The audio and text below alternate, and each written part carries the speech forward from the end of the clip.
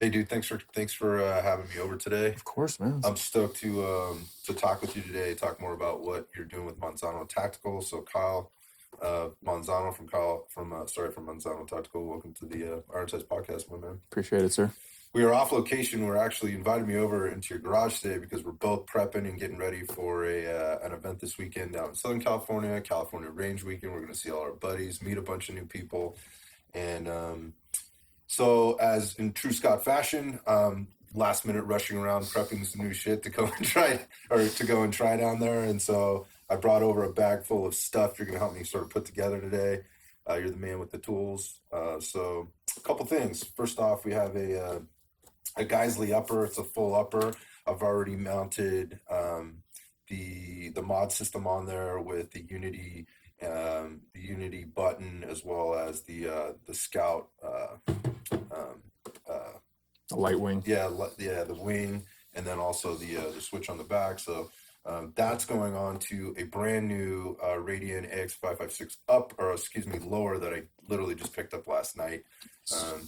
And that thing has already had a Geisley trigger installed in it. We already took care of that, so we won't have to do that today in terms of putting it all together and making it easy. But there is some nuance here that I'm going to have you talk about here in a minute.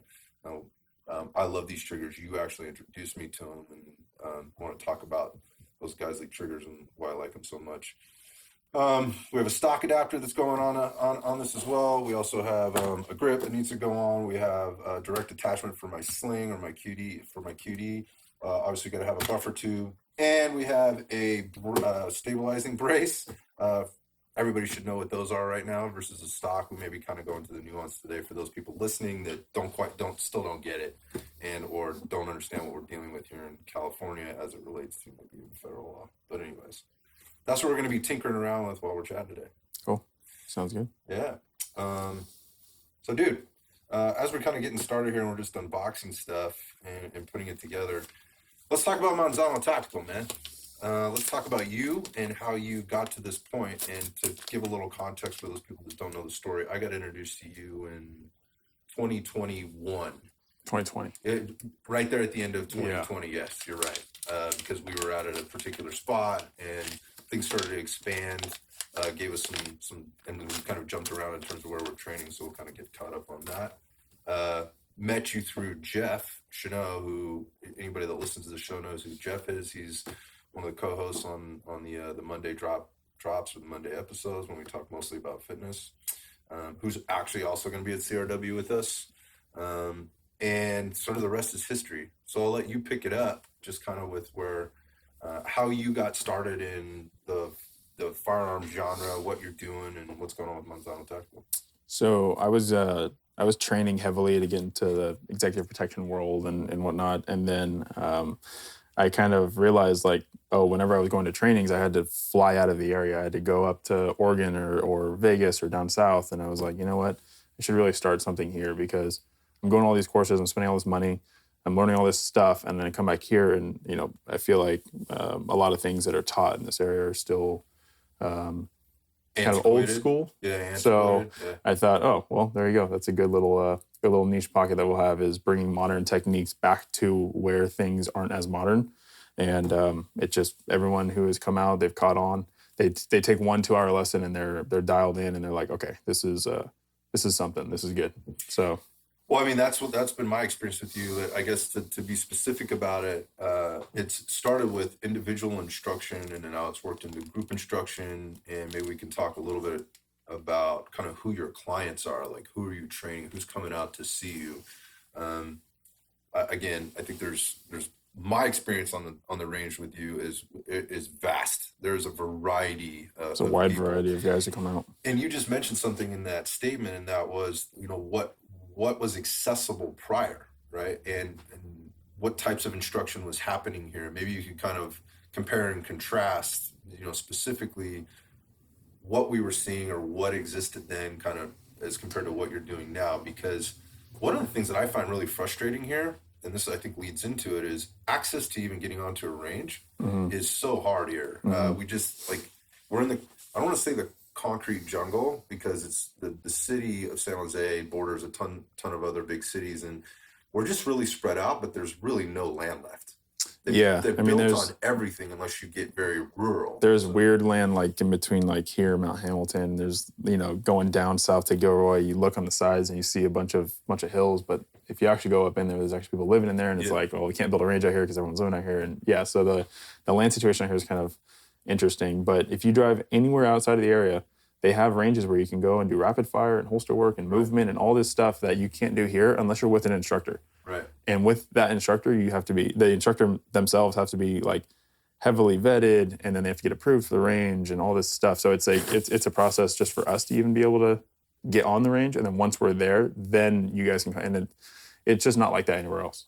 So, Yeah, so I to be honest, like that was a very discouraging thing for me, and that's why I didn't train very often. Was because if I went to a public range, it's like one shot every 3 seconds. First off, because there's so few of those, it was there's a line. You're around a lot of people that have very little experience with firearms, and they're going out there and they're practicing in the way that I just described. And it's I got to be honest, made me a little nervous. A few times I saw some things, I was like, I don't think I should be here.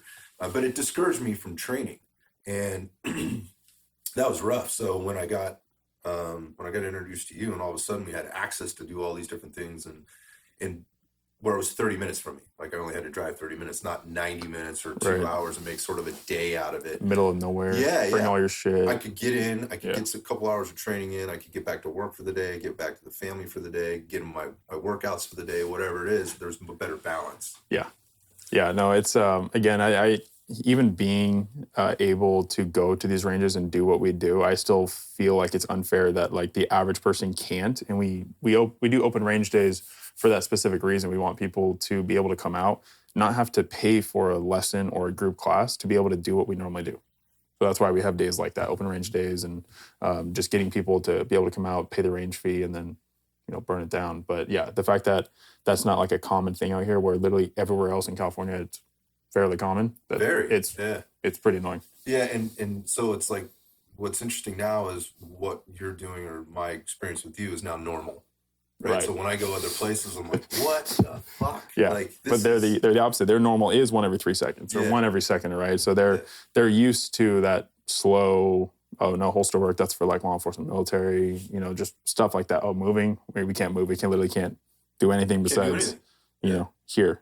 Yeah, you're caught in a little bay, right? There's 5 other people next to you. And look, I think there's a time and place for, working on marksmanship, learning how to handle a handgun. That could be a perfect place for you. But eventually, just like anything else, like if you want to progress, you're going to have to step outside of that, and having room and then having lower amount of restriction with equal to higher, in my opinion, safety is important. Otherwise, you're just going to stay stagnant. Right. So anyway, as we get into this, let's talk about like who your clients are and where they're coming from, and who comes to see you in Manzano Tactical. I got guys who live at home who are just students. I got guys who are doctors and surgeons who own 30 practices. I got guys who are business owners. I got guys who are Costco employees. I got moms, single moms. I got moms who have kids at home and they just want to be more safe and knowledgeable with firearms. It's as broad of a spectrum as you could possibly imagine of who's coming out and like learning how to shoot. You know what it sounds like? It sounds like what I see every day at Red Dot Fitness. The average person. It's the same Literally. type of people. Yeah.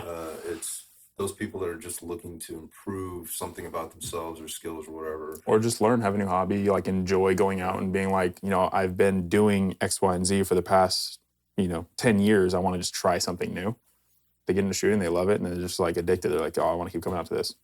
And it's cool. It's really cool seeing like average people come out and like they're just fucking killing it, like with standards, with their accuracy, with their everything. It really shows me that what we're teaching is the right shit. Yeah, I think there's another component to that. I mean, I've even seen some law enforcement folks out there. I've seen people come in from other areas to train with, which is, I think it's great to put that broad a mix of people into the same place at the same time. You've been instrumental in building and bridging the gap within the community that exists here. I had a guy come into the gym just 2 weeks ago, and he got connected with one of my coaches, but he'd heard us through the podcast. And he's like, I had no idea. He goes, I found you guys on YouTube because I had no idea the gun community was so strong in this area. Right. He lives in the Yeah. South Bay. Yeah. And People don't know. because it's so Like, quiet. And again, there's not a lot of access. And when you go, you're very limited, right? You're stuck right. in your little bay. You can't, or, you know, again, it's, let's just say it's very, It's not a social event when you go to the range not here. at all. It's not like, oh shit, what's up, dude? Haven't seen you in a while. It is like you go to your bay, you shoot, you pack shit up, you leave.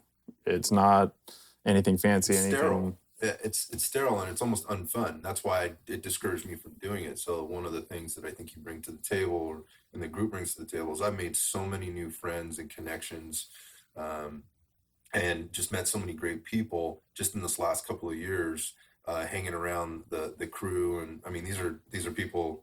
I've been to birthday parties, you know, I've been to kids' birthday parties, I've had beers with them, you know, we go out to dinner, we go hang out. And it's just like, again, there's this sense of community, which I think brings strength to what it is that we're trying to do. So when we do see one another on the you know, on the training range, whatever we're doing, we're all helping one another, or we're giving one another a little bit of a hard people time. People are like, oh, it's all fun. It's really fun. It's a good time. And people who don't come out to trainings, they come out to the first one. And because we always have people coming back, it's very obvious that like we fuck around and joke around. And like, obviously we push standards and performance and whatnot. But when you're doing it like with your buddies, guys who have started out as clients or customers, now they're like people coming out and helping you move, or they're going out to dinner with you and you guys are like hanging out. And it's no longer just like an exchange of service. It's more of like a relationship or a community that you're building. Exactly. That's exactly right. I mean, one of the cool things about it is like this weekend, for example, as you're going down to the CRW, you've got this big. I won't be there because I'm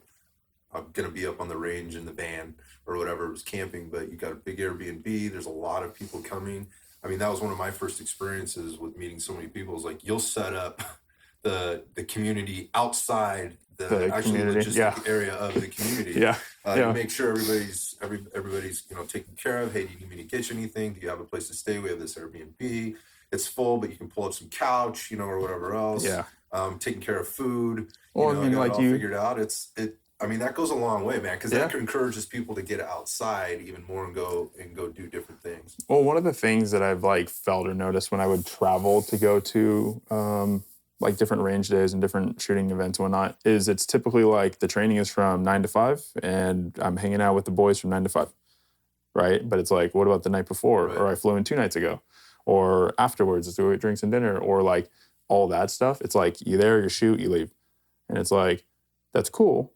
And like it's fun seeing the boys and everything, but it's like let's go and fucking do not shooting stuff and hang out with the boys. And now like that's kind of what it is now. It's kind of just known like when we go somewhere, like we're doing something before and we're doing shit after. So it's inevitably we're all talking about the same shit all the time, anyways. But at the same time, no, you're right, and I really appreciate that about my experience because it introduced me to a community that I could maybe connect a little bit more to, and ask questions about. And it certainly inspired a lot of conversations that I've had on the podcast or just in my own life, to have people with different perspectives, because you just mentioned all the different walks of life that are coming in. And the thing that kind of brings us together is the connection and the value that we feel in making sure that we know how to use these firearms. We enjoy doing it, we practice it, and we're always pushing to get better. So let's jump back. You mentioned like standards, and I think that's in testing standards to see and calculate progress, if you will.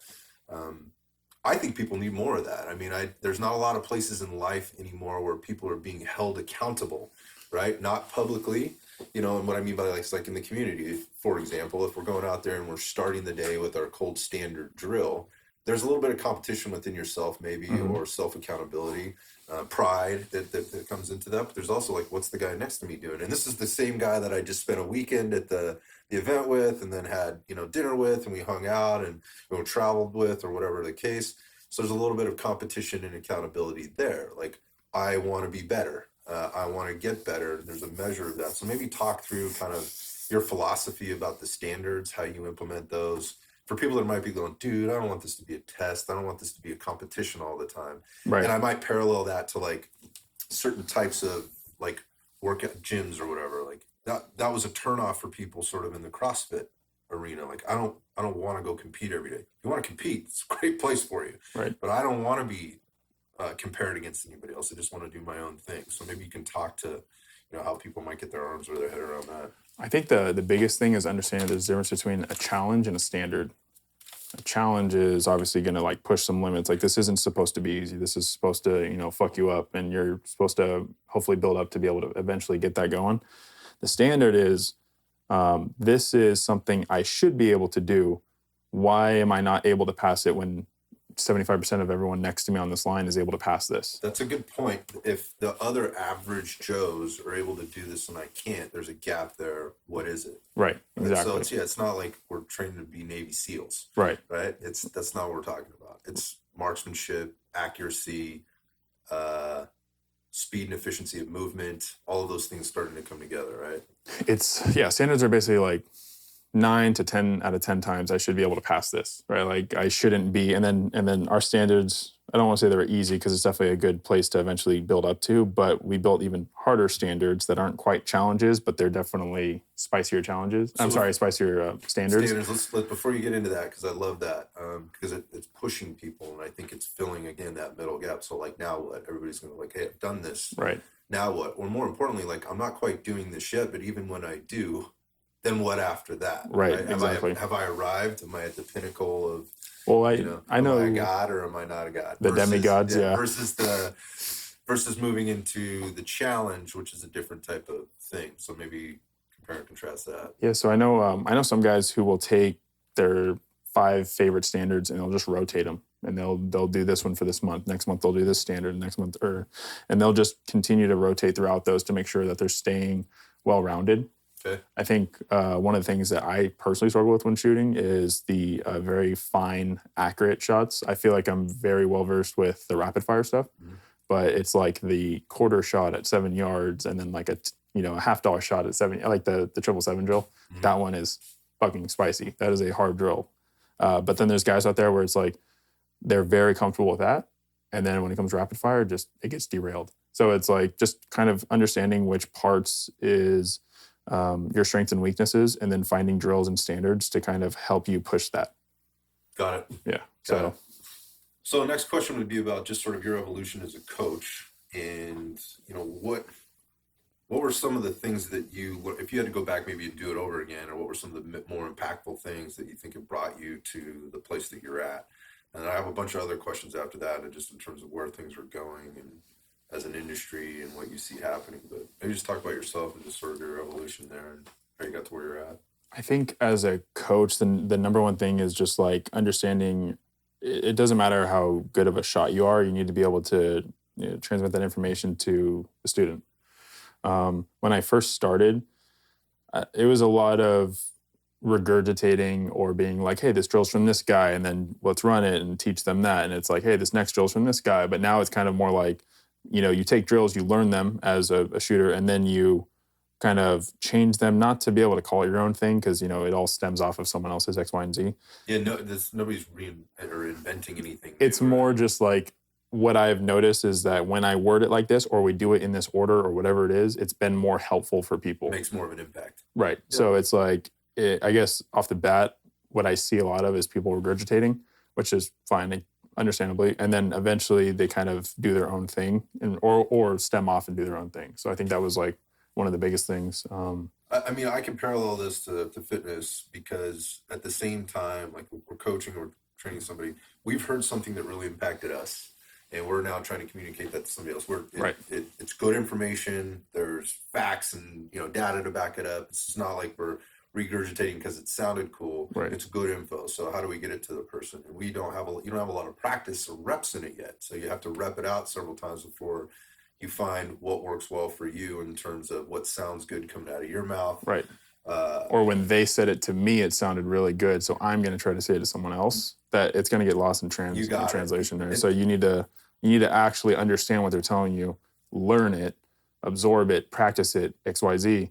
And then it's like, okay, I see the difference from the information I gathered from this individual. Now I have the ability to basically actually teach it to someone else. So that's the biggest thing, right? Is taking the concepts, the theory, the skill that you've now just practiced in a very short amount of time, like a few hours in a course of a day, and then going never out and practice. personally applying it, right? Which Yeah. will help you communicate it better, hopefully, if you're a Right. solid communicator. But just going and regurgitating, taking a course on a weekend, and then the next weekend trying to teach it to the next group of people.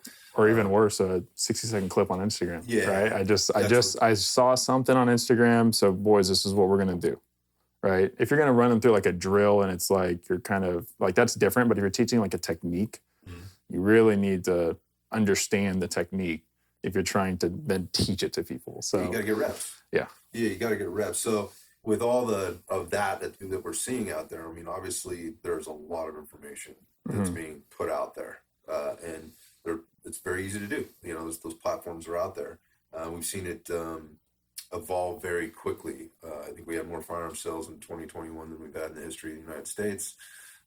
It will continue to probably see that go up so long as it's not totally impacted or restricted. It might tail off a little bit, but that's created a lot of new firearms owners. There's been a lot of innovation around the equipment and the gear and even the techniques and things and the teaching, how we've done that or how we're seeing people do that. And there's more accessibility. So now, where you which creates more competition, right? So we see a lot of instructors out there, just again, going back to my experience in the fitness industry, it's like, hey, there's never going to be a shortage of clientele, right? There's a huge pie out there for us all to have a piece of. And you've kind of talked about who you're now, focusing on. What's that piece of pie that you're really focusing on? I understand my place in regards to what it is that I'm teaching. I'm not the CQB small tactics guy. I'm not the comms guy. I'm not the breaching guy. I want to learn how to shoot better, faster, more accurately guy. And I feel very comfortable in that realm. Especially new shooters, intermediate shooters who are trying to come into the more intermediate advanced level. I feel very confident where I'm at. But again, I'm not the CQB guy. I'm not the comms guy. I'm not the guy who's going to teach you all that other shit. That's why I tell people, I'm like, take what I taught you. Don't forget it. And then when you go do scenario shooting training, when you go do, vehicle tactics, whatever, take what I taught you and go and, implement it in those courses. Yeah, it's mostly fundamentals. Just exactly. Better and better. Tons of, it's just fundamentals. That's all it is. Yeah. Again, sort of talking about this, it becomes problematic because we start to see a lot of things happening out there that aren't so great, and people are being exposed to information that isn't so great. There's been some people that have really gotten roasted, within or from the community, and that's what I actually really like about this community is it does a pretty good job of policing itself. There's a lot of shit talking still, and I think that comes with any of this stuff. People they're gonna get after you whether it's good information or not. People have way too much time on their hands and a lot of hate for whatever the reason is. I don't pay too much attention to that, but I have seen, as you mentioned, there's a lot of stuff where people will put it out and you're just going, whoa, what is that? And people are paying these people to train them because they're uninformed or they don't know. They're uninformed, or like, let's say I'm telling you right now, I'm not the CQB guy, but let's say I started a CQB class and everyone's like, oh, I've trained with Kyle. He's awesome. I love it. He's really good at shooting, blah, blah, blah. And then like we open up CQB class and we were like, I want to do that. Because I'm like, oh, my guys want something new. They keep getting the same stuff. They want to try new stuff. So I'm going to open up a CQB class. People come and I'm teaching them what I saw on a video or what I might have learned from a buddy or whatever it may be. And they think that they just got a solid class because you overstepped your bounds. Because I gave them a solid class before. So they're just assuming what I taught them is a solid class. But then other people are looking in and they're like, that's not a solid class.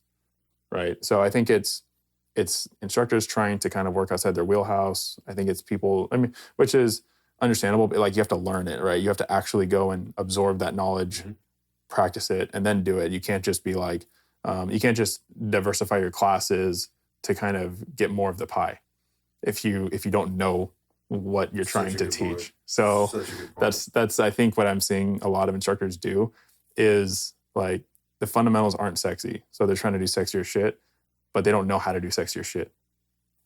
So they're faking it to a certain extent. They're either faking it, sensationalizing it, or they're not. I don't want to say faking it, but like they're not fully absorbing it before transmitting it to the student. So that makes sense. It's like, so whether knowingly or unknowingly, So it could be a little bit of just they're a little naive, or maybe they're a bit ignorant. Or they think that they're putting just out good info. anxious. Yeah, they're just being over Yeah. anxious, trying to rush to the end where they need to spend more time and more training.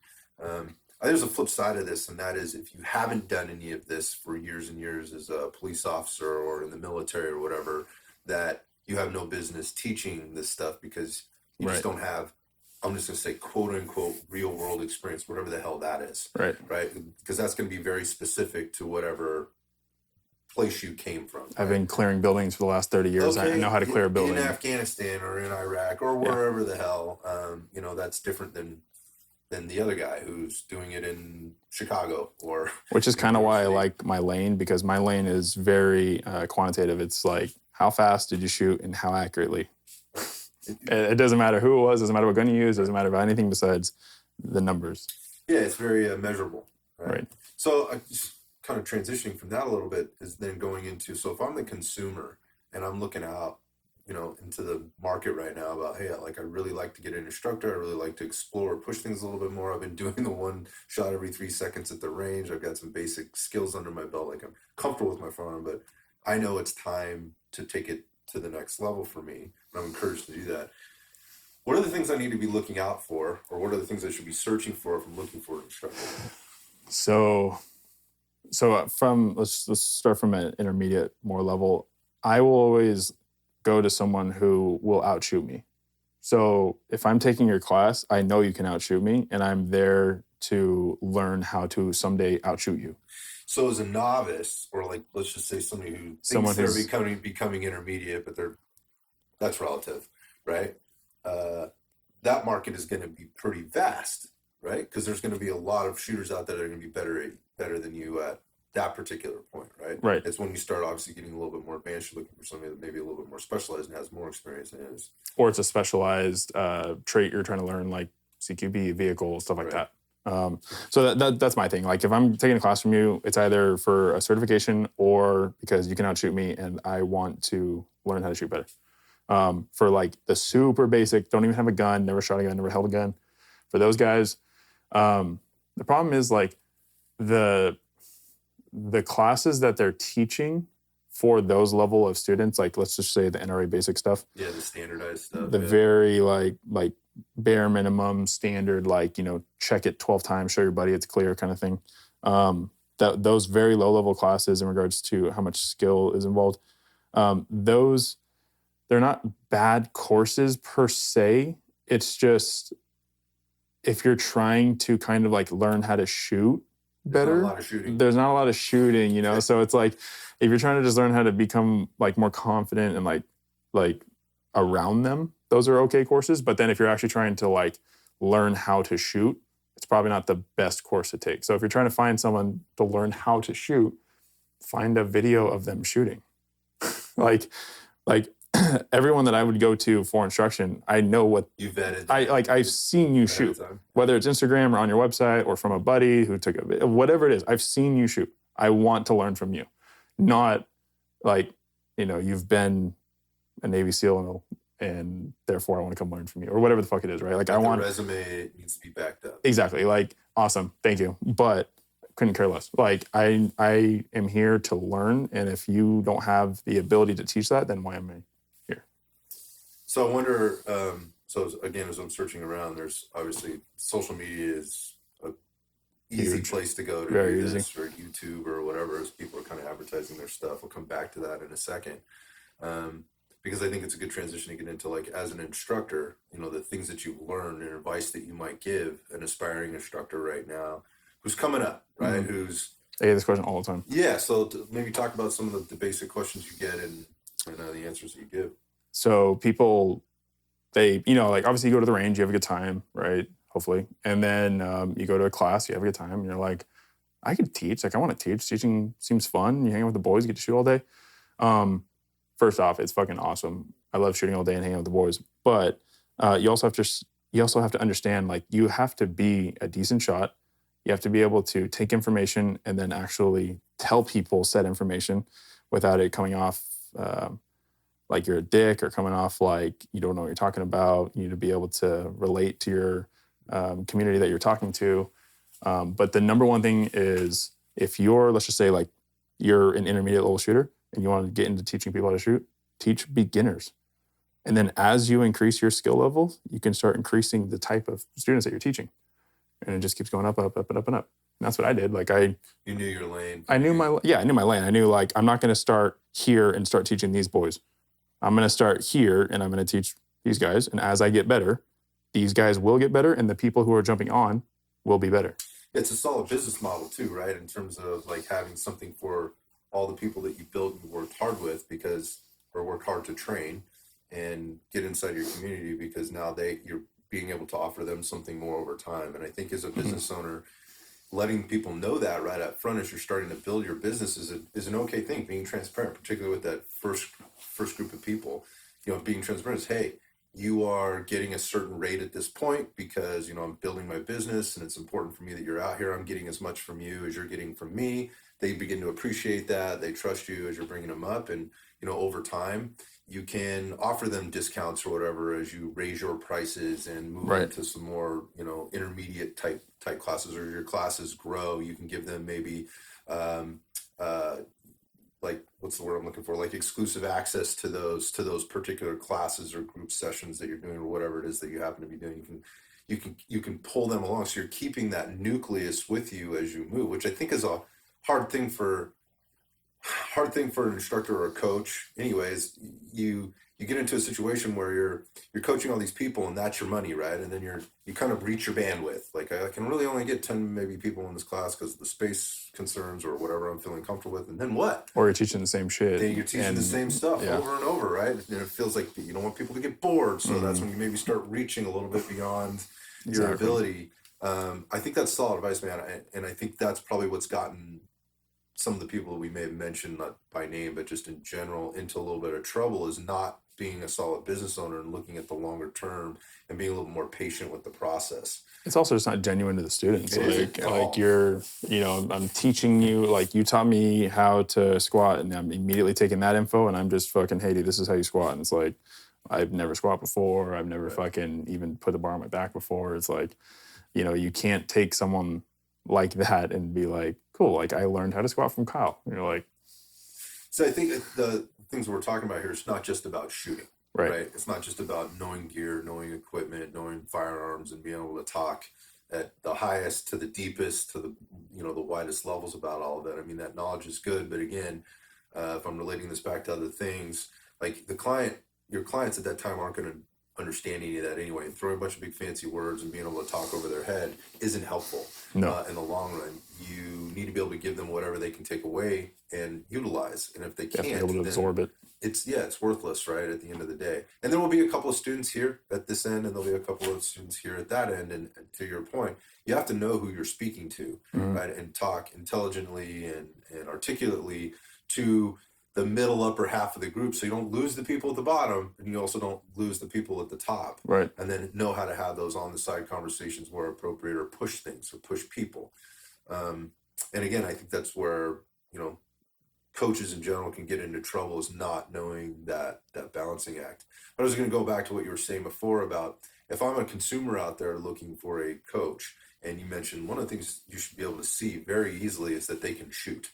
Right? Where do I go for that? Well, Instagram is one of those things. But I know you've had, but over time, this is a business, right? And anybody can post an Instagram video.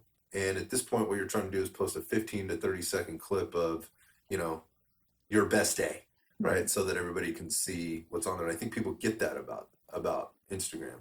But as if you want to become a legitimate business owner, I think there's ways, or there's other places you need to go, and you just be thinking about this, like, where else can people go to get information from me in a long form format to validate what I'm seeing in that 15-second clip? Right. And I know you've been doing a lot of work, like on YouTube and website. Well, I mean, what advice can you give somebody, or what example can you give somebody to that speaks to what I just said? I think being able to, like, see how people teach, like, for an example, you have a 2-minute video on how to fucking squat, and it's like, okay, like, I like how he speaks. He seems personable. He seems like if I had questions, I can actually ask them. Like, just all the small things that we forget that our students are thinking about us. But yeah, YouTube has been great. for certain things, and YouTube's a little picky sometimes. Yeah, YouTube is it's been good though. I think people are more used to longer videos on YouTube than obviously Instagram. Like if it's a 2-minute video on Instagram, it's going to be very different than a 2-minute video on YouTube. But just being able to see and hear how people talk and how people interact and how they demo what it is that they're trying to do, it just shows the experience with what it is that they're talking about versus me just standing here telling you X, Y, and Z. I'm actually like showing you and you're seeing it and you're like, that looks like an experienced person. And he's doing it fast and fluid and whatnot. So yeah, I think people are looking for connection, right? Can I connect to this instructor? Do I feel like this instructor or coach can connect to me? And that might sound a little cheesy to you know, the macho side of the crowd, right? I just want to learn from, you know, instructor X who has this resume, who's a badass, has been blown up 3 times and been shot at and been involved in officer-involved shootings or whatever else. Then great. Then you should go find that person. But there's this huge. They're out there. There's a ton of them, right? But there's this massive market of people that are unsure and know they're not ready for that and don't want to have anything to do with that, at least not now. Maybe down the line, they respect and they see that and I'm like, that's interesting, but that ain't me. Right. Like, how do I find something that's more me? So I think as an instructor, what I hear you saying is like, you need to spend some time putting together some quality media out there because there is competition, because there is a lot of information, because people are confused, because there is shit talking, because your clients are looking for connection, not just, you know, how well can you shoot. So spending some time actually putting together some quality stuff and knowing where to put it and how to put it out there. So the person on the other end will pick up all the things that you just said. That takes skill and that takes time and that takes practice. So, and it takes quality cameraman. Yeah, you got to have a crew. You got to have somebody working with you or for you. You can do it on your own. Right. But then at some point it gets to be like, how much of the business am I doing? But then you can't. And that's the thing. Look, I'll tell you what, that's why I have Eli. Yeah. Right? Because that's why I got Chris. Because I can't do it. I know I've tried. I really tried hard for a long time to do it. And I recognize that it's not my wheelhouse. It's not my thing. You need to invest in getting your message out there in a way that makes sense to people, that they can connect to, that stays consistent, right? And is congruent and also provides them with something new on a regular basis versus you're basically just showing them the same, doing the same shooting video over and over and over again. And like they live off of this is the video, like come to my classes, like this one video. And it's like, you should be able to theoretically, with the cold standard or whatever, just fucking burn it down whenever. Like that's the idea, right? So yeah, I mean, shout out to Eli and Chris for sure. Definitely like quality fucking media boys. But yeah, like, and even now I have like iPhone camera videos that I'll post and then I look at Chris's videos and I'm like, this looks like such trash compared to, right? That's why I learned. You're like, no, we need actual media, guys. Yeah. And so the media is important. And it's, you know, maybe you're not ready for that yet, but it's something you should be thinking about, programming in because again, it's not that you have to put out this crazy new, you don't have to reinvent the world every video. Right. Just do it in your way, in an authentic, genuine way that stay inside your lane or in your wheelhouse as you're progressing through your time.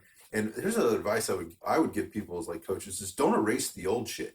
Because I really think I still got the videos from my iPhone in my parents' garage back in like 2019, and I'm like, I love those videos. Yeah, dude, they're fucking awesome. I was like, when I first met you and started going, I was going all the way deep in your feed, which is now going to be 2 years longer or deeper than it was. I have so many people who tell me like, dude, I watched literally all of them. Because that was all really basic stuff that you were trying to teach, right? It wasn't anything too advanced. It was basic stuff. It still fucking holds up, and it also shows the evolution that you've made, you know, as an instructor and a professional in your own business, which I think people respect. Like, look, this dude was filming, you know, videos in his parents' garage or at his kitchen table, you know, and now he's out on the range and he's got a crew and look at all these people in his classes that are consistently full. That does say something. And if the people that you're vetting out don't have some kind of history there to show you, again, it doesn't have to be, you know, I trained this competition shooter and now they're world class and this is I've hung my entire career and resume on this, much like other people. Well, not just that, but like that one shooter isn't just going to you. No, that's exactly my point. That one shooter has exactly my point. A bench coach, a squat coach, a fucking deadlift. Like they have individual dudes who are the best at their individual thing. You got it. And I think people like the savvy consumer, like the fucking people aren't idiots. Right. Like if you That treat that them is the like other that, that's the other thing about the gun world. Like in certain classes, like they'll treat you like you're fucking retarded, and it's like, dude, you're a tax-paying fucking adult. Like you can grasp the concept of don't point this thing right? at people. And it's like, hey, like if somebody's talking to you like that, get the fuck out of there. Right. Like you shouldn't be paid. You shouldn't be I'm paying somebody to paying talk you to you to like talk. that. Yeah, Yeah. exactly. Again, there's a line sometimes with joking and being sarcastic or whatever else, and I can do that with the best of them. But there's a time and a place for that, and so as people are starting to again go out there and explore. I think you're a perfect example because I've had that experience with you. I've said this on the show a million times, and that is good coaches know other good coaches when they see them. And I picked that up right away because of the things that we covered. So, I think it's really good advice for both coaches and the potential, client or those who need or want to be coached. And there's so many people out there that do such a great job with all this. There really is no shortage of them. Right. There just happens to be a lot of noise sometimes on the other end. Yeah. There's a ton of quality instructors. There's even quality instructors in this area. They're just not teaching the stuff that I wanted to be taught when I was learning how to shoot. That's That's what what else it I is. find with great coaches, particularly you, and this is a really good point to make because we're talking about community building. Is let's say you found Kyle, and you live in Georgia, right? You live out in Georgia on the other side of the United States. But you've somehow found Kyle through social media, YouTube, whatever else. You really like what he's doing. You can relate to him. You wish you could go train with him, but you just can't. Logistics don't do it or don't allow you to do it. What I've found is these great coaches that understand all the things that you've articulated know a lot of other great coaches in other areas. They follow them, right? They respect one another. They chat, they talk. So if you see Kyle and you're like, hey, Kyle, I love what you're doing. You really helped me, but I really need to get on the range with somebody. I live in Atlanta. Do you know anybody near me that you respect that you might send me to? And I guarantee you, if you don't, which I'm sure you do, you're going to be able to say, I don't know anybody there specifically, but I know 5 other people that do. Let me reach out and see if I can connect you with somebody, or maybe reach out to these guys. It's a much smaller community than people think. Yeah, and it's not everybody's playing everything so tight to the chest. I actually 99% of the time see the opposite. Like people, like sometimes I'll post a video on Brooks, like don't tell them that. Like they need to come to a class to learn that. And I was like, they can if they can pick this up from a 60-second video. Oh, you mean then, don't give it away for free? Yes. Yeah. Yes. And there's like that policy. I understand that there's a middle ground there, right? But for the most part, this isn't like secret. Like this isn't like a secret sauce that like only Kyle knows. Like this is a fucking everyone knows it. It's taught different ways. I think the way that I deliver it is usually a way that most people can grasp the concept and then just continue to run with it. Right. But at the end of the day, it's I'm not reinventing the wheel. It's that way in so many different ways. Giving away the quote unquote free content is building value. It's showing that I know what the fuck I'm talking about. Yeah, like exactly. When you're building value, and this gets used on almost every episode. It's making the horse really thirsty, right? You're leading them to the trough, to the water, to maybe start taking a drink. And you know what? If I've got you to the trough, if I'm sitting on one side of the country and you're another, as me as a fitness coach or a nutrition coach or whatever, and you would like to meet with somebody, I've provided ways for you to do that. Like you can go online. A little tougher to do that with shooting instruction, right? Yeah. And not being on the range. But the point of this is even if you can't come to my gym, guess what I'm going to do? I am going to help you find a way to get into the gym somewhere else if you're at that point. And that's what I see happening in this community from the really great instructors.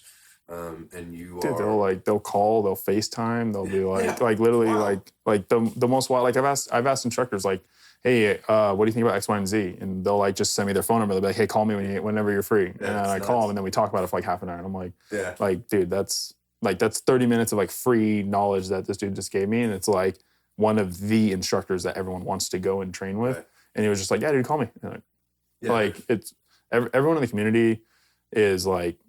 They're solid people. They're good quality, solid people. I feel like the most solid instructors are those people, right? They're going to give you their time to a certain extent. To your point, like it is a business at the end of the day, but I know there's so much pie out there. The more people I help, the more that's going to come back to me in the end. And after 25 years in my personal business, and the things that I've done, that has proved out. So it just good people find their way back in. If you do the right thing for the sake of doing the right thing.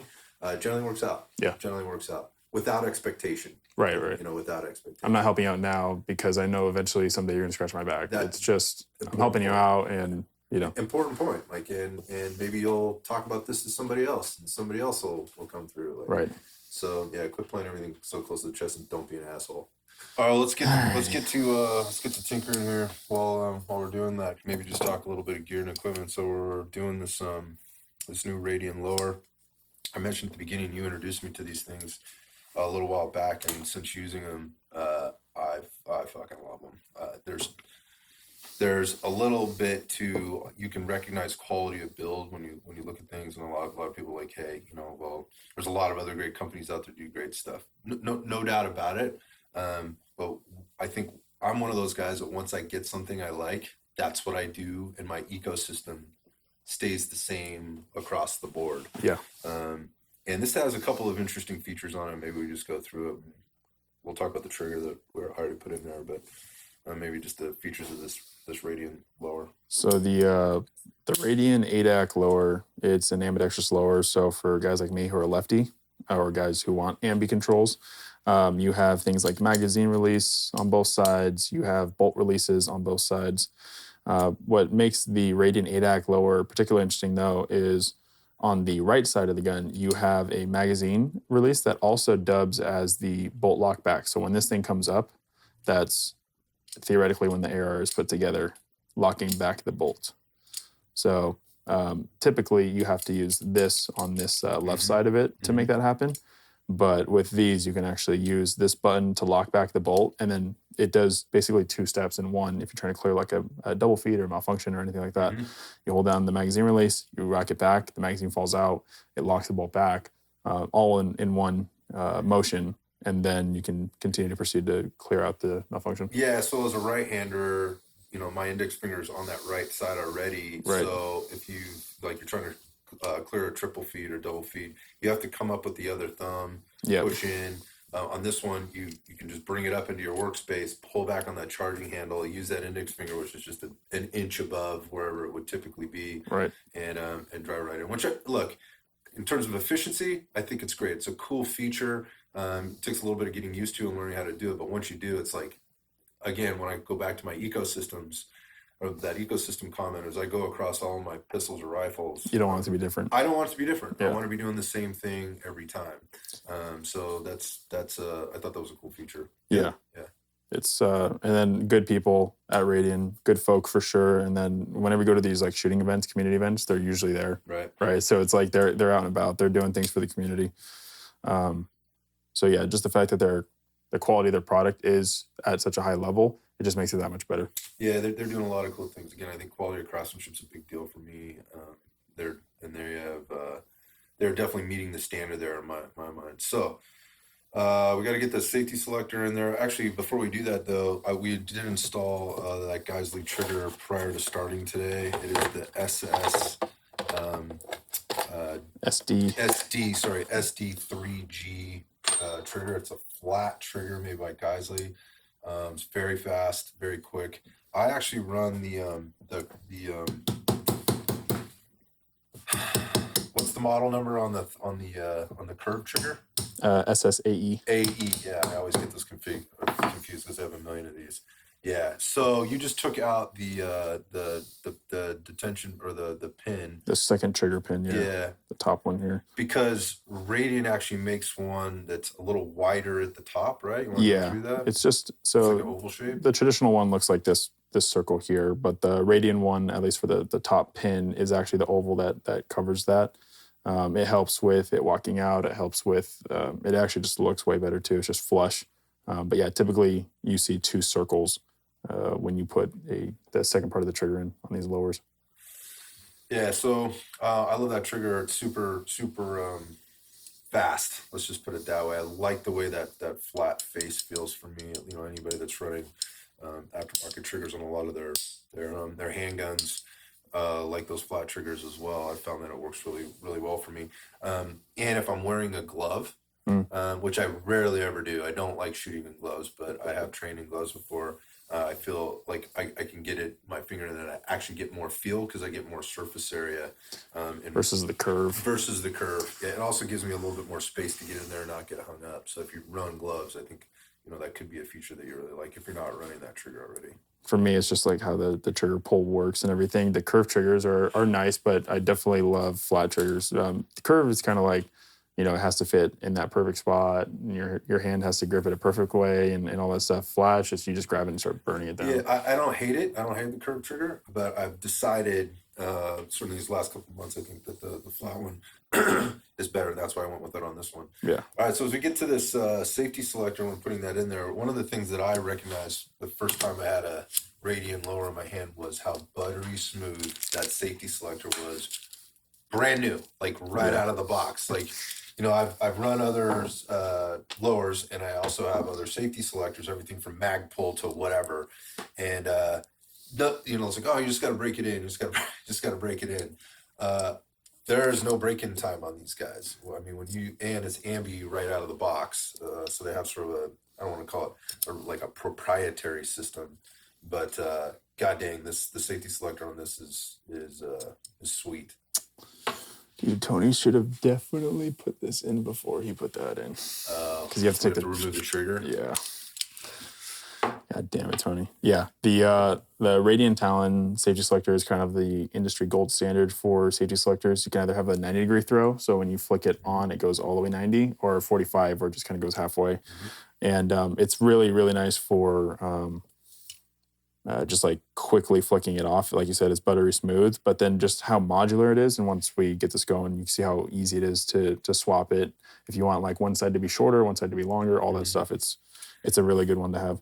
Even people who don't have Radian lowers typically put those in their rifles. Yeah, it's it's sort of, you can kind of customize it to a certain extent to get it to work the way you want. Like oftentimes, generally, I'm going safety off with the thumb, and then I'll go safety back on with my index finger. Since shooting the Radian, I usually just use my thumb up and down. Oh yeah. Now versus going from thumb to index. So it's and the reason I wasn't doing that before was it took a little bit more strength, and I couldn't get enough like purchase or bite with my thumb the way I wanted to. So I'd move back to that index finger. With this guy, like I can easily just flick it on and off. It keeps my trigger finger in the same spot the whole time. So you either decide whether or not you want a 45-degree throw, or if you want. I prefer 45. Okay. Yeah. Very easy. So it's a little shorter. We're gonna throw your grip on because it'll keep that in there. This is the. You like this one too? I like this one too. Yeah. So it's the MOE K2 Plus. It's not the extra large one. It's their standard size. But I was running the K, which was all plastic. This is the same exact grip, same angle, same everything, except it's got that rubberized outside on it. We went with the FDE this one, given the color scheme, but that rubberized grip after a long day. I've talked about this before. I get really sweaty hands, and the all plastic grip. So I run tape on my handguns if I'm out there for a long time, and I just feel like my hands hold up better, and it's just got a little bit better feel to it in my mind. But again, I know it's all personal, but it's a little bit better feel to it. I'm a fan. All my airs have the Magpul K2 Plus on them, so I can't recommend it enough. All right, while you're messing around there, I'm gonna look for a screwdriver to get this cutie mount on there. While Kyle's putting that on here, I just want to get into something so for people listen to the show that may not be heavily involved in the firearms side of things. Like, there's a lot of confusion right now. There's a lot of things happening from a law perspective, from local to state to federal. Kyle was just on. We were just talking about some of the local ridiculousness that's been happening. It's tough to keep up with. But one of the things people hear a ton about is obviously there's two big things out there. One is the assault weapons ban that currently is being fought at the federal level. But one of the things that came up a long time ago, and is probably one of the more ridiculous things we've heard about, is the stocks versus braces. So, and that is still, I mean, we can't go a week without hearing about the stock versus brace argument. And so those that don't know, this is what's called a buffer tube. It sits on the back end of the gun. This is basically this is the back side of the gun. Everything else is going to be in the front. This is a stock. This is a brace. So if you look at these two things side by side, they're relatively the same. This is a little stiffer. It's a little bit more surface area if you look at it from this direction, but it's a little stiffer. It's mostly all plastic all the way around. Where this, all plastic on the top, it's got the same stiffness, same width. Actually, you could argue that it might be a little bit wider. I'm not really sure. I'm sure it's about the same size. And then this bottom end, which has this little strap on it, is a little bit more flexy. So the difference between, this, because this is what's considered a pistol in the state of California or anywhere else for that matter, because it's a lower that's now being attached to an upper receiver, and given the lengths and things like that. This, if I put this on this weapon or on this firearm, that is what's legal. That is a brace. This is a felony. Now, everything in my life can be fucked up. They can put me in jail for this. They can take away my house, my car, my business, freeze my bank accounts, lock up my credit cards. No more voting. And ruin my life. Yeah, no more voting, and my life is ruined. So one more time. This is a felony, and this is legal. And so today, I brought this, or this is one of Kyle's B5 SOP mods. I actually run these on my rifles. I find them to be extraordinarily comfortable. I like their smooth. I like the stiffness in them. And so today we're putting on the SB Tactical, just FDE brace. We'll be putting that on here. But for those people that are confused about it, I don't know, Kyle. We are too. I like somehow this makes anything that the finished product can do more dangerous. Right. It makes me a better shooter. It makes me more accurate. It makes me more dangerous. It makes me more of a shitbag, and it literally makes me a felon. If I walked out of the shop today with this on my gun, and I got pulled over, I could literally lose everything in my life. Could be gone tomorrow. That might be a little bit of an exaggeration, but I believe that they're looking to make examples of as many people as they can right now. So best case scenario, they put you in Dublin. Yeah, exactly.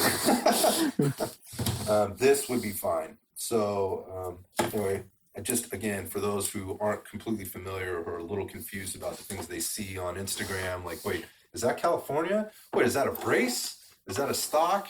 I'm confused. Is that a pistol? Is that a rifle? We're all a little bit confused by it, but and I'm only going to go as far as what I know, and I just know that what I told you, a stock on the end of this thing would make it illegal versus a brace that does not. All right, so where are we at? All right, so now we are basically deciding which length safety you want on this. So Radian has 4 different lengths for these safeties. It's this one's a long one, and I believe this other one next to it's either the medium or the short.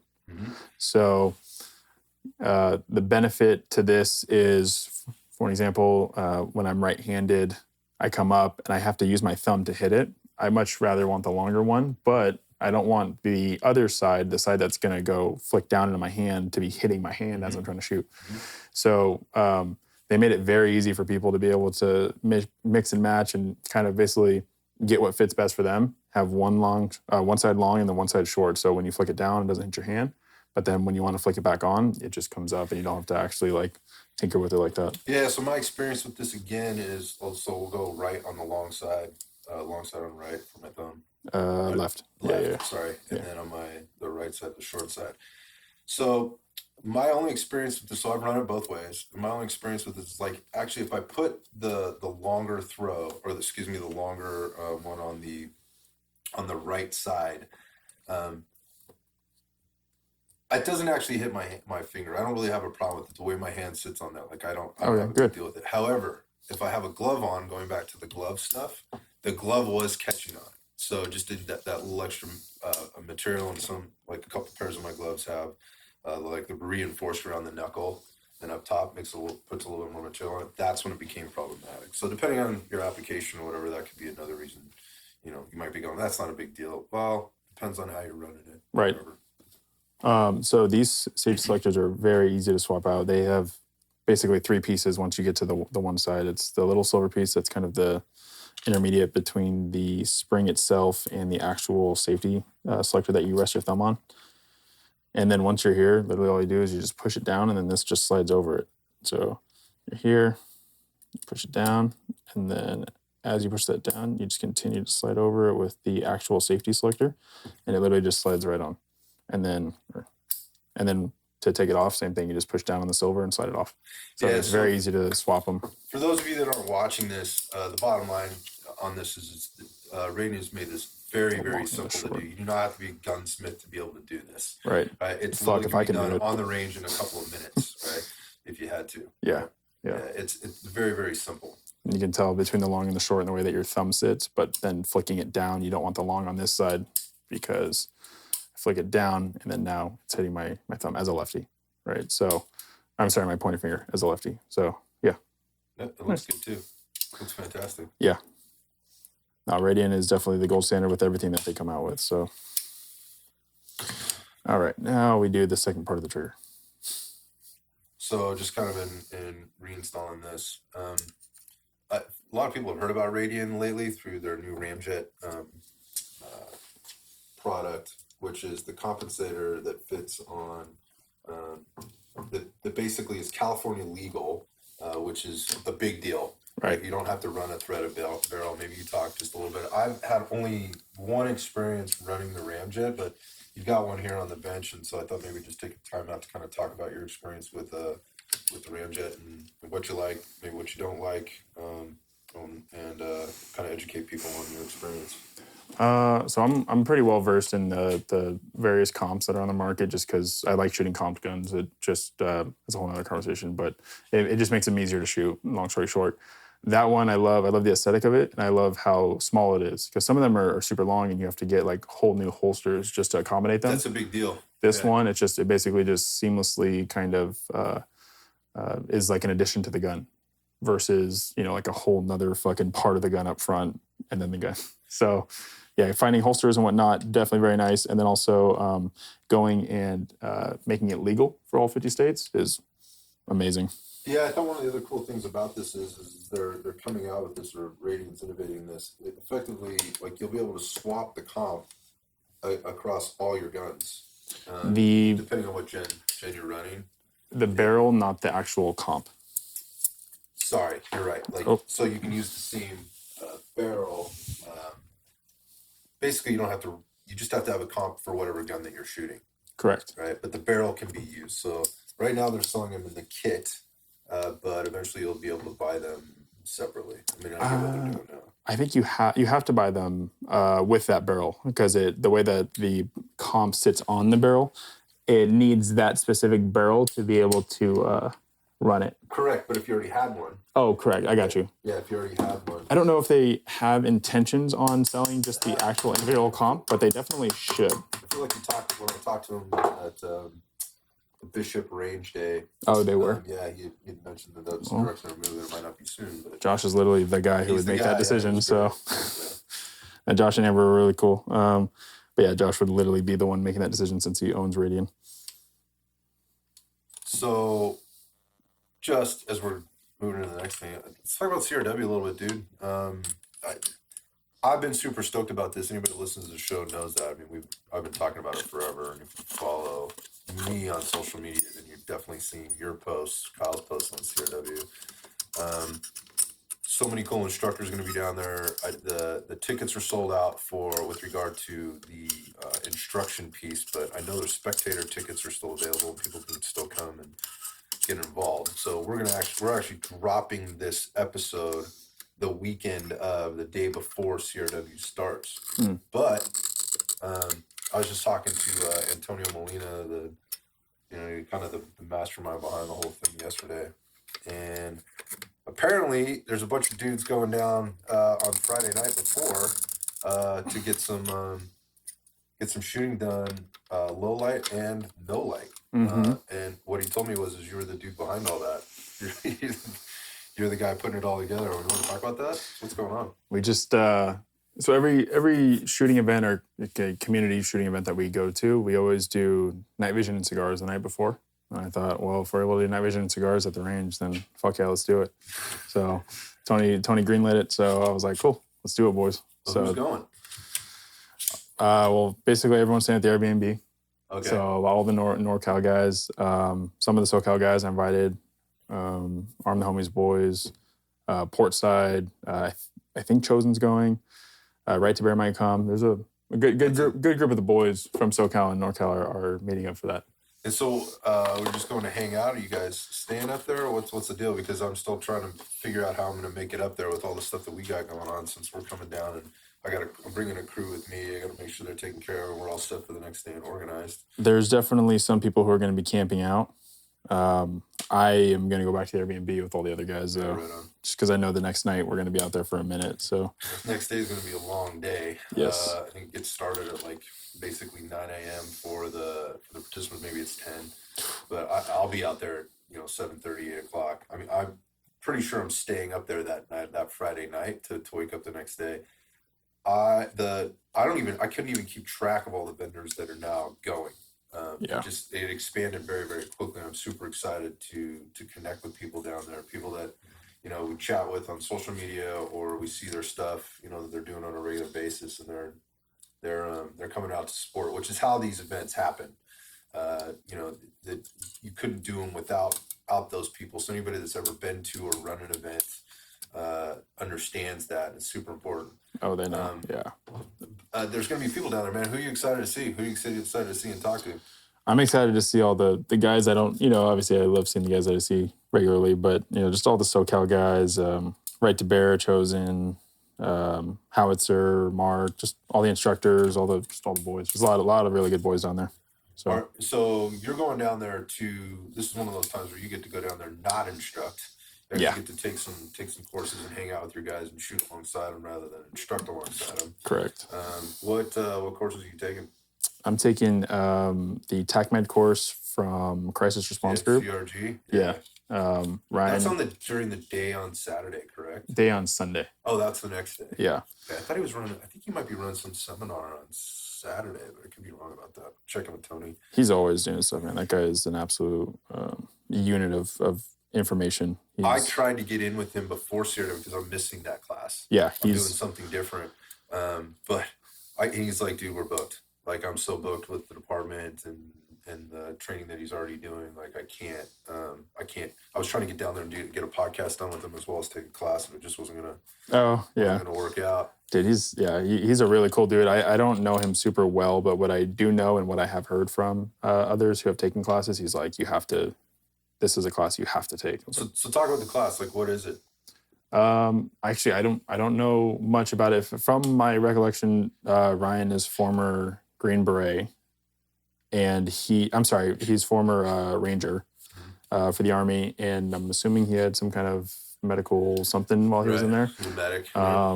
But just overall good dude. Really excited to learn from him.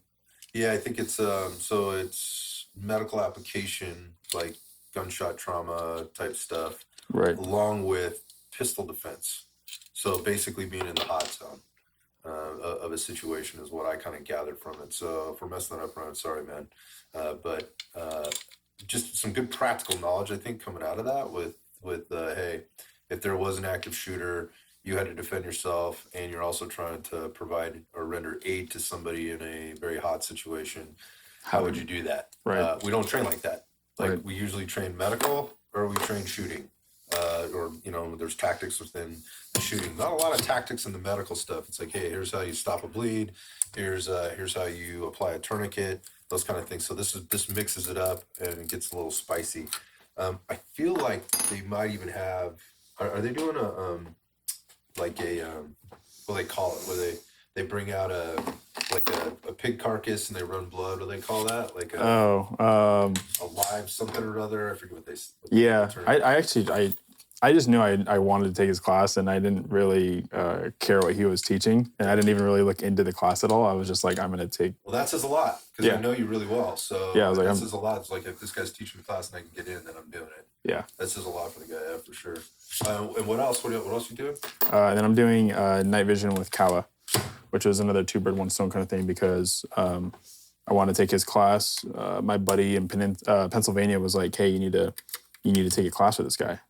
I was like, oh, okay. Well, you're former JTAC, so I will definitely listen to you. Right. And he was like, yeah, we went through, I want to say it was like some kind of a leadership course together when Kyle was in the Army. Okay. And that's how he knew him. And he was like, you need to take a course from this guy. Yeah, I don't know much about Cal except for what I see on social media. I've listened to a couple of podcasts with him. I recognize him to be a very articulate dude who really knows his stuff, but what I get from him is super passionate. Yes. Super passionate about making sure people are getting as much value out of the time that he and the things and the material he's trying to give them. He gives a fuck. He does give a fuck. And that's he's a guy I definitely want to connect with while I'm down there. I haven't had an opportunity to do that. But he's teaching, it's night vision. On Saturday. And on Saturday, is it CQB stuff? On Sunday. Airsoft CQB on Sunday. They're doing airsoft. Yeah. I don't know how that's going to work out. It's gonna be legit. I'm excited for that one as well. Okay. So all right.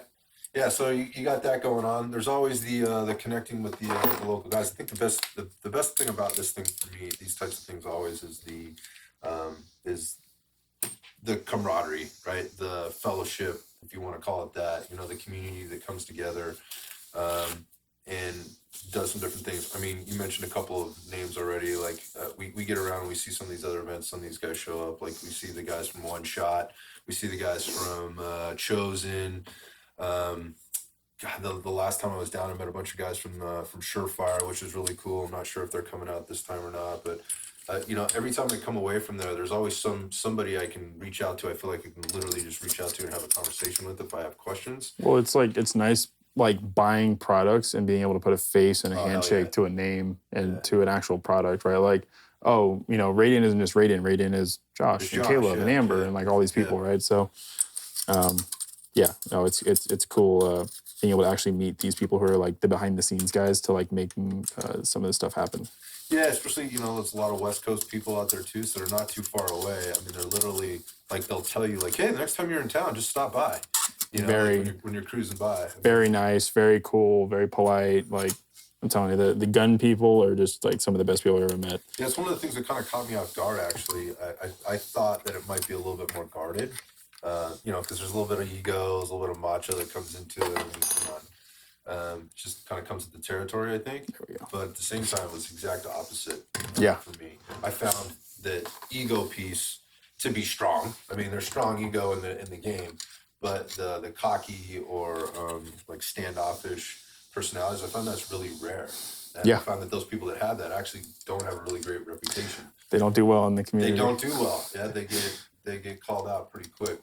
So it's I'm anxious to get down there. You know, one of the things we're doing, speaking of cigars, is I got with Tony and I was like, hey Tony, I wanted to do this. I wanted to be a bigger part of it. Like, what can I do? And I love cigars. We always end up smoking when we're down there. I love me a good glass of bourbon or whiskey. Is there some way that I can host like a quote unquote cigar lounge at CRW out there? He's like, see, that's a great idea. Let me hook you up with Mike from Small Batch Cigars down here. They're a huge distributor of cigars, one of the biggest ones in California. And so I got together with Mike, and Mike connected me with the guys from Caldwell Cigars. And so Small Batch is going to be out there. They're going to be selling cigars. We're going to have a huge booth. They're going to have a huge booth out there.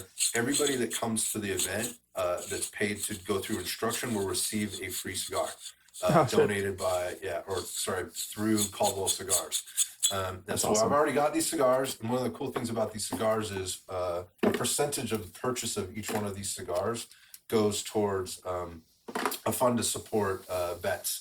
So it's going a little bit further. And along with that, I was like, hey, how can we kind of really kill a ton of birds with one stone here? And I talked to Tony just last week, and I know there's going to be an announcement going out to all the people that are signed up. But one of the cool things we're doing is Tony's got a bunch of raffle items that he's putting together right now. Some really high quality stuff, some Ear Pro, and I cannot remember what the name of the company is, but they basically make custom molded Ear Pro. It's like shit's like $2,500. I was gonna say I know some that are very, very expensive. Yeah, It puts $1,000 amps to shame. That's exactly right. Yeah. And so he got them to donate a set of these. So you can enter a raffle to get a set of these. Defender is going to be down there, or he's got some Defender armor down there. There's a couple of other things, and going back to the cigar piece, I was able to work with Mike and Caldwell, so Mike at Small Batch and Caldwell, to put together this massive raffle package. It's well over $1,000 worth of cigars. Nice. Damn. Plus we got some swag. There's some other cool stuff. There's like some decanters. There's some cutters. There's some travel stuff, dude. There's even like some gold-plated, like engraved, like serving stuff or whatever from Davidoff. It was really cool. So I'm really looking forward to it. I'm going to get this posted and get this up. You guys will probably see that before you hear this podcast.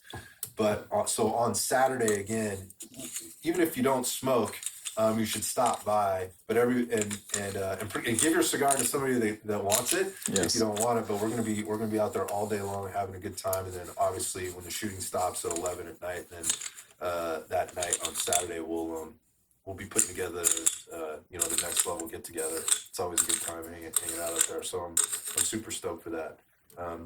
When the last part about that is that those raffle items.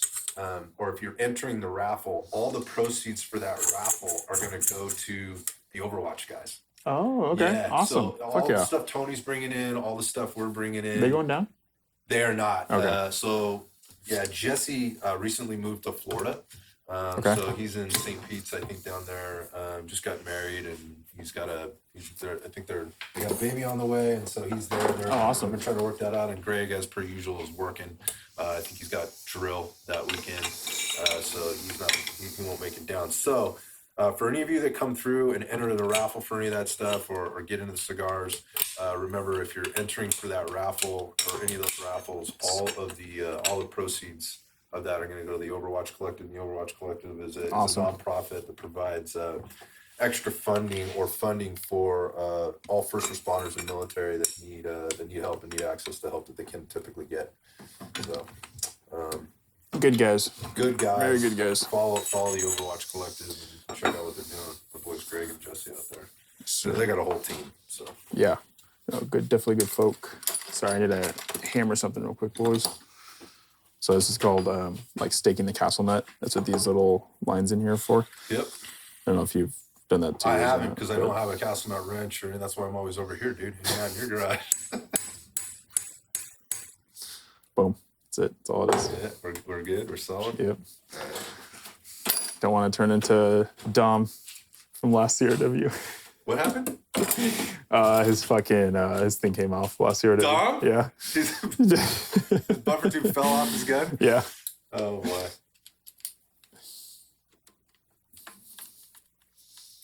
Nice. Cool. All right, so we're good to go. And then push this button. This opens up. Cool.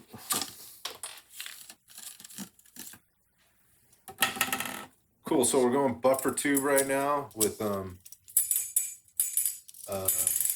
I know you have a couple of different opinions on buffer springs, and so maybe you want to cover that right now. Yeah. So when this is all together, and I'll show you guys in a second, but basically, long story short, bullet goes off, bullet goes through, gas comes up, comes back, it sends the bolt back into the buffer tube. Basically, one of the things you can do to kind of help the gun shoot flatter or shoot differently is basically fuck with the buffer system. Mm-hmm. So one of the ones that I like to use is the JP silent capture spring. Mm-hmm. It's just it's a more modern, what's it called? Like, it's a very efficient process when this bolt is coming back and into the buffer system. It's just shooting it straight back out, and it's a very smooth shot when you're shooting. I have one, yeah, and I'd agree. It's a great system. Versus the one that we put in there, which is pretty standard. Everybody's kind of running the same thing. Yeah, these are fine. There's nothing wrong with them. It's just they're not as efficient. Yeah, gotcha. Maybe a little bit more play in there.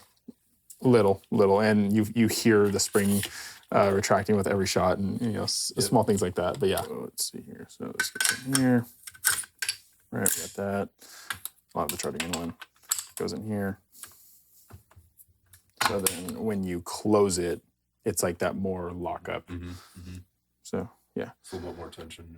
yeah. And then to actually take this like off, you have to pull this out and then lift this up, which is that's what I'm asking about right there. Yeah. So once it's in here like this, it's a pain in the dick. Yeah, because you have to actually so you have to actually press this button. Got it. To let it come out. Yeah. Okay, gotcha. Yeah. Sweet. Boom. Easy as that. Let's see. Push the bolt in. There we go. Boom. Cool. Yeah. So yeah, no, it won't just fall out. Right on. So we're all right. BCG goes in there. Actually, I forgot what we were doing. We're putting this on. That's right. Yeah. Check that. Oops.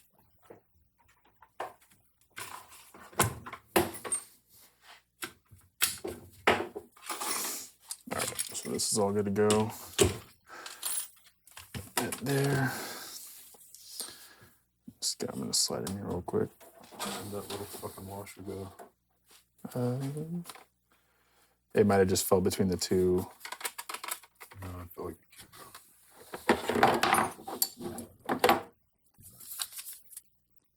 it's all right. Now they both don't have one. Didn't have a problem with it before. I figure, yeah, the Unity will sit up right here. I usually keep it a little closer. That's fine. Perfect. Bryant recommended this one to me. Is that right? Because the Radiant's the same way. Like, it doesn't have, like, a thing right here where, like, the Triarchs and Zevs, they do. What do you mean a thing? Like a QD spot. Oh, yeah. So neither does my... I've been using this that Ford Observations rail, same. And so that's one of the reasons I had two. That's why I got two, because I need one. Because I've had it mounted out here. I bought another one to go on the rail. I hate it. It's not good for swapping shoulders. That's exactly what my problem was. Yep. So first it was just different. I was like, oh, it's just different. I need to get used to it. I need to train it. But as I was That's how I used to run it. It was getting tangled. Like I was having a hard time with it. It didn't feel right at first. And I was like, oh, I just need to keep working through this. Right. But what I ended up having to do then was I had to move it more up on the top side to get my hand through there. So I'm like, no, I'm not going to keep doing this. For the light, just come up like you're going to shoot it. Hold it how you would normally hold it. And then we know where to put the light. Yeah, I'm usually right about here. And you want it right here? Yeah, okay. Just so I can reach forward. I think it was about, actually the 33 was showing, or the 80. 30, the 36 was where I was going to put it. Yeah, the 38 was showing. Perfect. So it was right here. Perfect. Yeah. Was where we were before. Yeah. Have you run the, I forget, I don't know if it's Unity that makes the button that's on an angle? Oh, yeah, the HR, it's like, who is it? It's basically a Unity button inside of...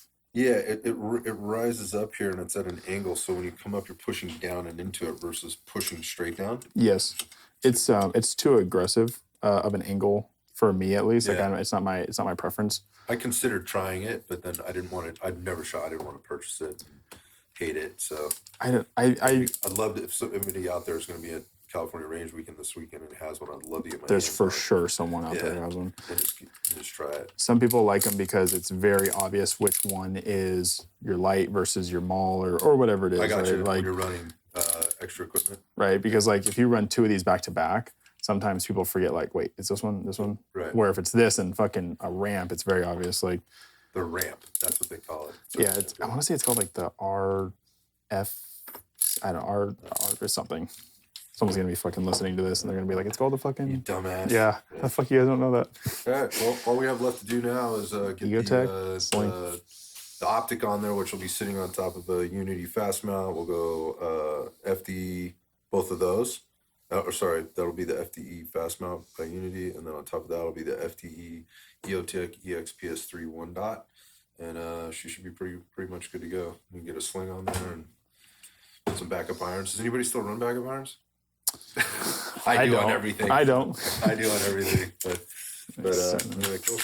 Appreciate your help, man. Yeah, dude. Of course. Thanks. So get this thing going before we get down there. I'll get get a few rounds through it on the range, the California Range Weekend. I appreciate you joining me, all your information. I'm looking forward to hanging out, man. It's gonna be a good time. Should be a good time, and it always is. So again, thanks for the time you spent with me today and all the stuff we've done. Absolutely, sir. Appreciate it, man. Thank you.